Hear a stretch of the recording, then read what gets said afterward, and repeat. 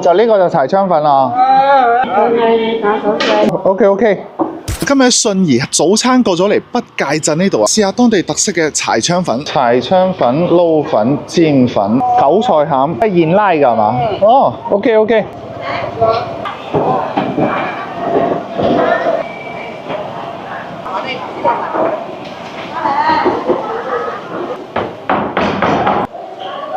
就呢個就柴腸粉啊。哦，豉油水啊。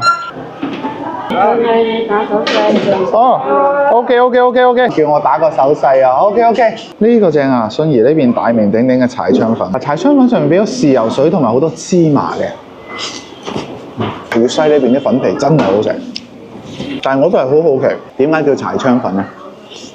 裏面係俾韭菜、豆肉粒、花生米。你呢度係咪開咗好耐啦？開咗幾十年咯。哦，粵西啲粉皮真係冇得頂，好食。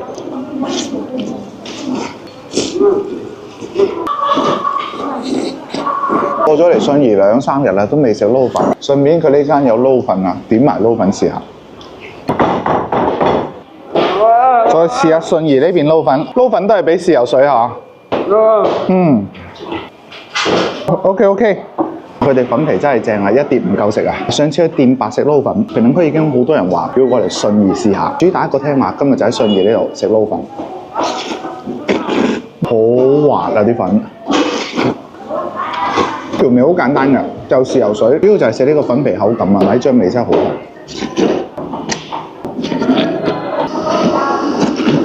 香夾滑嘅嗰啲粉皮，今餐係感覺幾特別㗎，同老細嘅溝通係好順暢，感覺到老細係特別熱情。如果你哋都中意食佢呢間嘅柴腸粉，同埋你覺得咧老細熱情，食得開心咧，同樣你哋都豎個大拇指，都知道信義仲有啲咩好食咧，評論區同我講，再見，來不及我手。